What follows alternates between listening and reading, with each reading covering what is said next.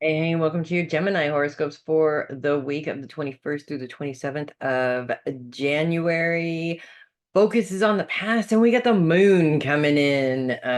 Actually, we're kicking off the week with the moon in Gemini, which is really not that big of a deal on Sunday, because it's just sort of influencing and maybe even taking your thoughts back to the past, because focus is on the past, and the moon is really coming in to sort of amplify that a little bit.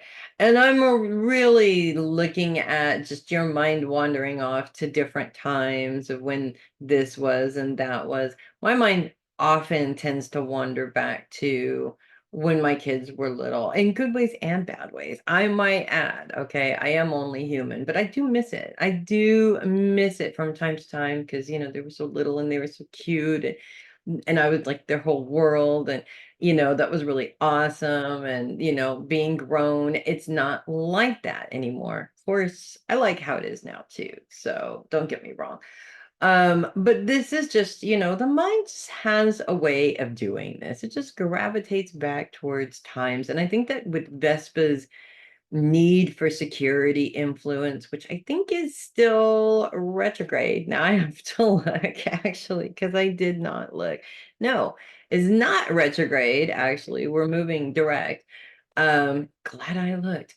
With Vespa's influence, that security influence, this tends to happen because if we're not feeling that security now, we look backwards to when we did feel it and what it took to get that, if that makes sense. So the moon just sort of amplifies this a little bit as it comes in on Monday. I'm sorry, on Sunday, but as we move into Monday, basically it all gets very real as the moon moves into a T square, which is a pretty major challenge with Neptune and Venus. Now, this challenge is centered all around money and finances, all around those that support you in dealing with money and finances, and whether or not you are getting support or not.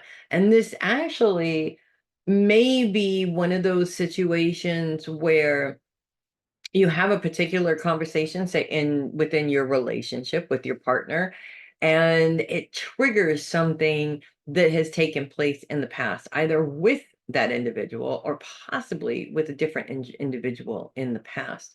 So what's actually really interesting about this is that these triggers, yes, they're there to learn from and to, kind of understand where you were coming from there, but also they have an adverse effect. And the adverse effect is that we go straight to panicking because triggers have an emotional response. And whatever that emotional response is, we react to it. It's human nature. It's what we do until we realize that we don't have to react to it, if that makes sense. And that takes practice, that takes knowledge, that takes a lot of self exploration before you get to the point where you're identifying that you're being triggered and actually managing your reaction rather than allowing the trigger to manage you. It's a process, and many times over, you have to remind yourself that this is how you're doing it every single time you get triggered. And often we fail. I mean, that's just how it is. I do this on a regular basis. There are just some times where it's too difficult for me, or I don't get it in time and I just fail miserably. That's okay. We trace our steps back and we fix it. Any mistake that we make can be fixed to a certain extent.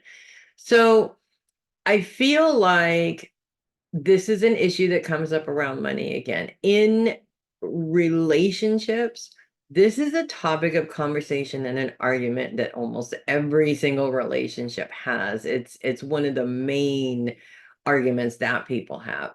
And it's also probably, in my view anyways, the most annoying conversation that we have because it tends to go the same way every single time and there's no change to it. And that's where the frustration is.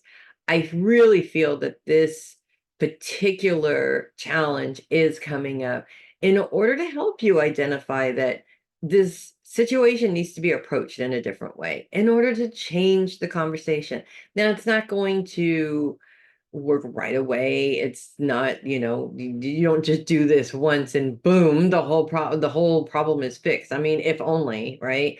It doesn't work like that, but you are at least changing it around to come up with the best way of communicating about the situation to get a result, preferably a positive one, and eliminating the communication patterns around this issue that just aren't working anymore. So this could be this could come up around a lack of finances. This conversation could come up around plans that you may have all of a sudden about how you want to deal with your finances that your partner just doesn't agree with. Again, humans don't communicate well. As a rule, every single human being that I've ever met is a bad communicator, period. There are a few select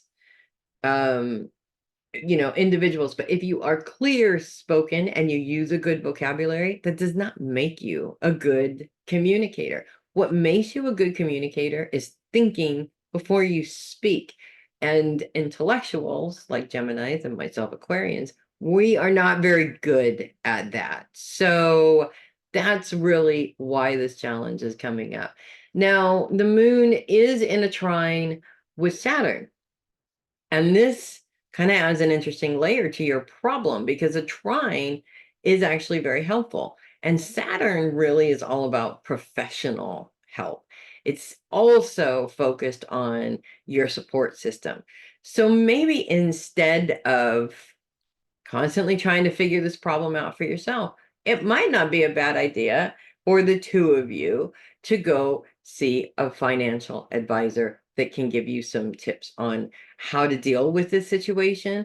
I think the best part about this idea is it gives you more options than what your experience is getting you. We also tend to get into this habit of we try something, it works, we won't move away from it. We never change. We just keep doing the same thing over and over again. With everything changing around you, which life is doing right now, as a matter of fact, we have to continue to evolve with that. Whether we like it or not is irrelevant. I think fighting against change, I'm not a huge fan of change myself, but fighting against change does not do anything to help us move forward. We actually wind up getting left more and more behind. And so we're putting more and more energy into trying to fight our way through doing it in the same way we always did. So in all honesty, it's better, you guys are mutable signs anyways, to try and embrace some of those new techniques that might actually work out a little better for you. This also may be why you keep having the same conversation because you're doing things in the same old way and it's just not working. And a lot of times, in order to force change, this has to happen. Luckily, the moon moves out of Gemini and all of that craziness that happens in one day on Monday just sort of goes away. And it's not that there are no repercussions from it or anything like that. That's not what I'm saying. I just feel like really the big blowout is on Monday because of the way things are lining up. And then the rest of the week, you're just sort of gathering the information, going and learning, all the different things that you could be doing. And then in order to fix the problem, and then putting those things in place. What's really important that I do just have to reiterate, because Gemini, after all, and intellectuals, you got to stay on it until the end. I know Geminis that can do this. I do. There are several of them, actually, but I know several Geminis that really have a hard time with this.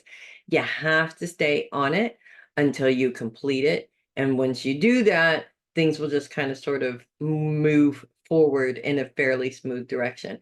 Focus is still on the past. And that's why I say this, because we get very distracted or we start to, it sounds like a great idea at first, and then you start to do it and it's a little bit difficult because it's new, and then your brain goes back to the way you used to do it, which is super easy, and then your brain is in there going, wouldn't you just like to keep on doing it that way because you know it, and it's a distraction. Keep going until the end. Trust me, you're gonna want to do it.